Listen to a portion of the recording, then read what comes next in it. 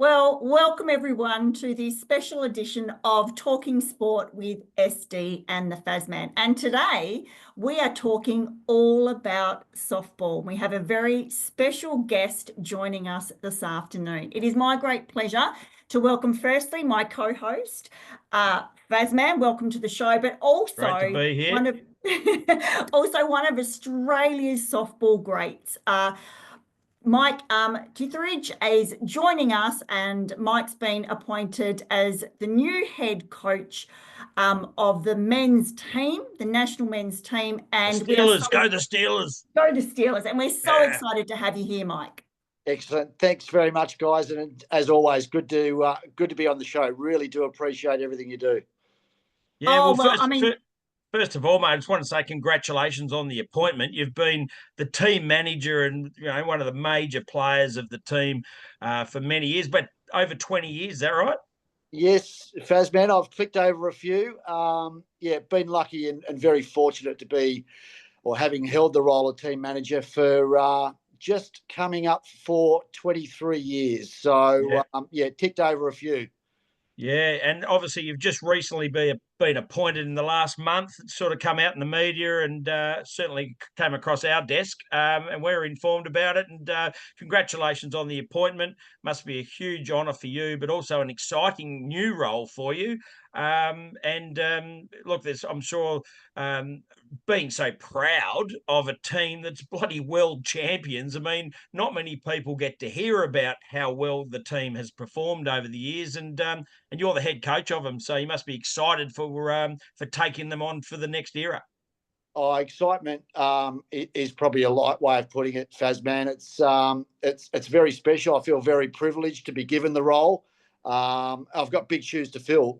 We've been blessed with some outstanding coaches over a couple of decades now, and the role became vacant. I was fortunate enough that Softball Australia entrusted me with the values of leading the team into the next chapter. Mm-hmm. Well, speaking of the next chapter, 2025 is a big one. So the men's softball World Cup final will happen later this year, not too far away now. But I understand that the competition's actually already underway. So in the prior year leading up to the finals, you actually go through a group stage. Now, you were the team manager at that time when you went through the groups and qualified for the finals. What did you think of the Steelers' performance in 2024? Yeah, 2024 was a challenging year for us.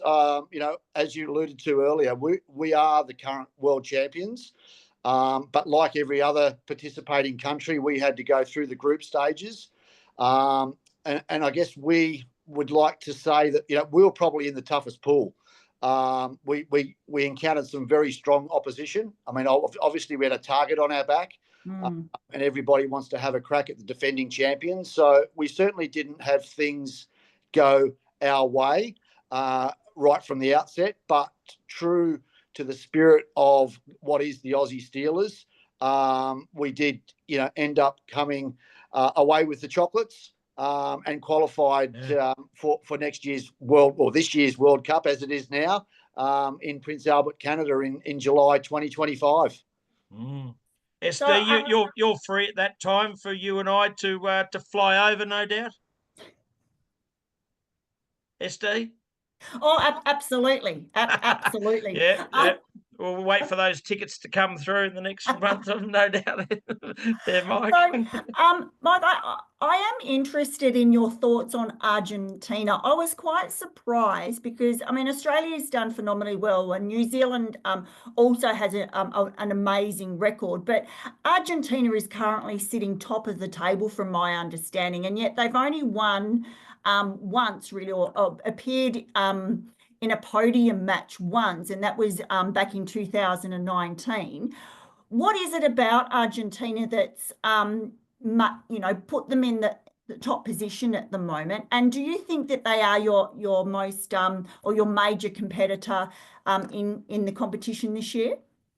Yeah, well, the South American countries, SD, are historically very, very strong, and Argentina is obviously at the top of that bunch.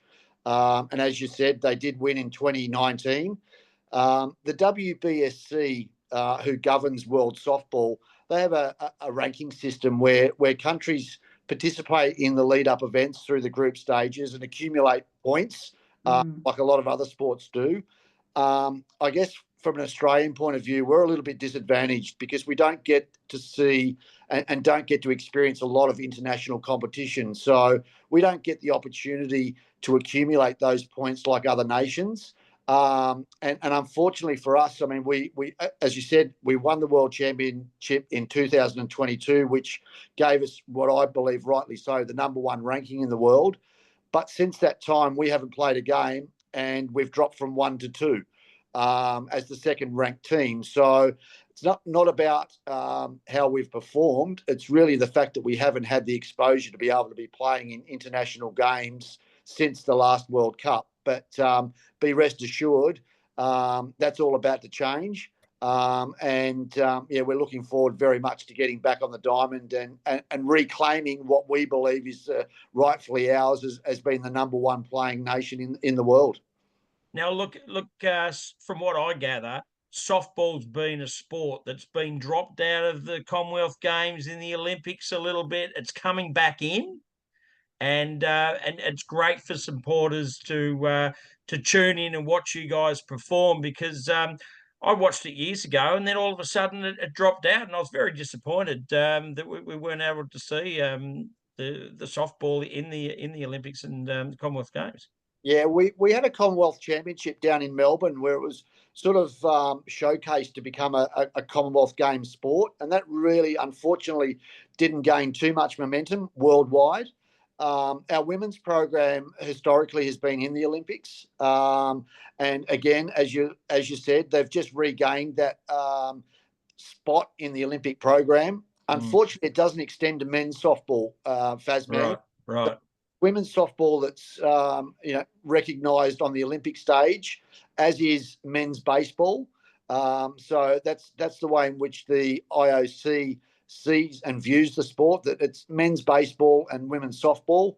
Yep. I guess through looking at potential opportunities down the track, I see men's softball having a place in an Olympic program.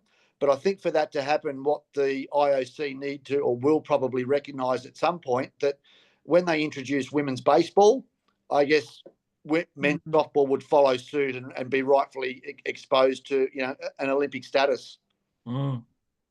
Yeah, that makes sense. And I mean, you mentioned, and I'm so grateful you explain sort of how the point system worked, because when I saw the table, I noted there was quite a significant points differentiation between various countries in the sort of top 10. What is it that the Steelers and the women's team as well need from Australia or from the region in order to be able to get that game time at an international level more frequently? Well, for the men's program, SD, it really comes back to funding. Softball is a second tier sport where we're not blessed with the corporate involvement, which restricts our ability to travel abroad and play in international competition, because of course a large chunk of the cost is borne by the athletes. And for me, as the leader of a program, it's disappointing to say that people that get recognised to play for our country, they get the phone call on one day to say congratulations, you're going to achieve your dreams and play for your country, and very soon after they get an invoice which then says congratulations, but guess what? That comes at a profit. You're paying. Yeah. Well, I mean, obviously, you've got organisations like the Australian Institute of Sport, and they need to get behind sports more. I mean, one of our listeners, Richard Redmond from the AIS, he's a big player in the AIS. I know you'll be listening. Get on board and support the Steelers more, Richard, and the AIS, because they need it and they deserve it. They've been absolute champions in this sport, and they need to get some more backing. And again, the AIS, Fazman, is a big supporter of ourselves. We've just recently had a 2-day camp residing at the AIS, and the facilities there are world class. and they provide us with the training environment that enables us to continue to get better. Yeah. So we can't speak highly enough of the AIS, and but you need more. You need more funding. always looking for more. Yeah, absolutely. So the World Cup this year will be at Prime Minister's Park, if I've got that right, in Canada. And I gather, looking at your history, that you've been there before and experienced those facilities. How would you rate them? How comfortable do you feel playing there in the World Cup this year? Canada historically has always been a favourite place to visit.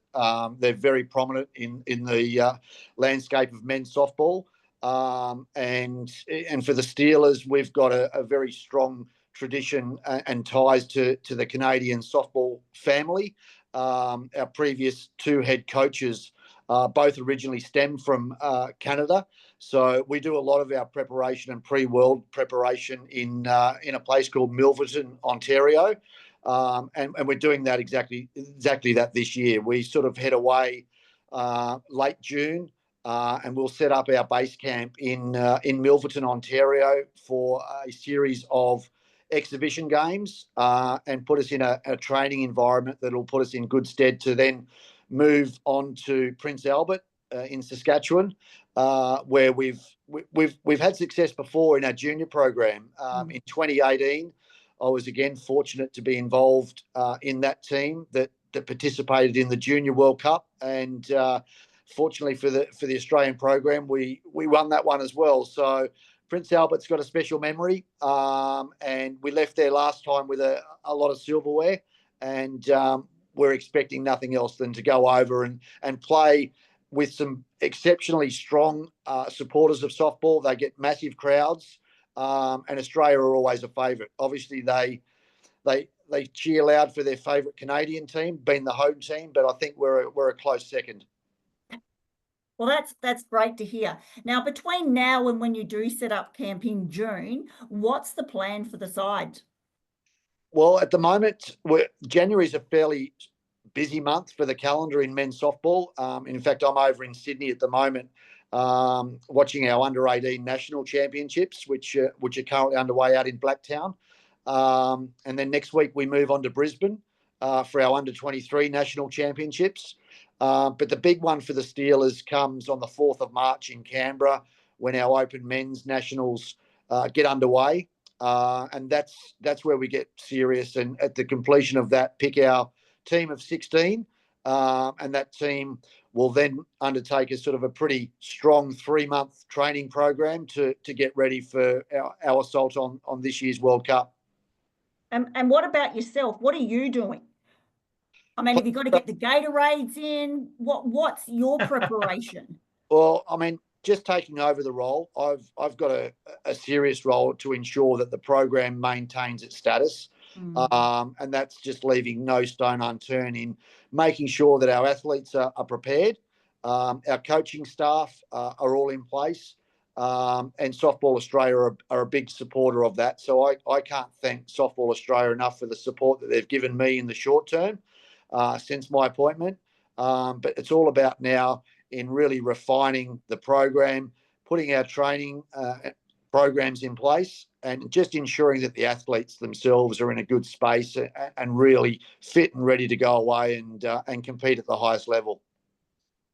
Now, Mike, we're going to be a little bit biased here. We're going to talk a little bit about WA, because we're based here in WA, and there's great softball competitions down in Perth as well. You're based in Perth, but you travel a lot, obviously, with the team and the program. But is there anything happening in Perth softball at the moment that's really, really surprised you and has been encouraging to see? I mean, Western Australia has traditionally been has had a very strong presence in our national team. As recent as 2022, we were fortunate. We had 3 athletes that are now reigning world champions in Jack Burt, Brendan O'Byrne, and Scott Patterson. 2 of which Fazman, come from the Fremantle Rebels organisation. Yes, You've been down there and witnessed that firsthand. Yes. And we've got other players currently in the squad. So I mean, being a national head coach, I certainly can't invest all my energy into one state, but it's always pleasing that you see that your home state does perform well. And I'd like to hope that the West Australian team, which is coached by a current or a previous Aussie Steeler player in Aaron Cockman, I got a bit of a soft spot for WA, and I'd like to see them go away and perform well on the national stage, and again see WA athletes represented in the national team. Fantastic. Now, we've talked about how busy your schedule is, but not only are you very heavily involved in softball, but you're a mortgage broker as well. You're out there doing mortgages and whatnot. It'd be busy life that you have, because as far as I know, you're a pretty good operator in organising home loans for people. Selectmortgageservices.com.au if they want to get a home loan. There's plenty of refinancing going out there. They can get you doing that for them as well. Wow, you're a marvellous man, Fazman. That was unprompted, and didn't know that one was coming. But we like to look after our interviewees, don't you worry. Thank you, mate. Yeah, but I mean, and the mortgage broking, yeah, it does certainly keep me busy away from the ballpark. So, and Select Mortgage Services are very good to me, and allows me the time to follow the dream, and be a part of a national sporting organisation that we all grow up as kids and want to play your favourite sport for your country. And I've really blessed with the opportunity to do what I do. Mortgage broking is just another part of who I am. Like you said, mate, if there is certainly anyone out there that feels they need a little bit of a help to get their mortgage looked into, look no further than contacting me at Select Mortgage Services. Very good. Well played, sir. Brilliant stuff. Well, I love softball. I think it's amazing. Unfortunately, when I went to play last year, I put my back out and couldn't do it. Fazman, you had a crack though, and we got some footage of you last year. Don't quite think you'll be getting the call up though, unfortunately.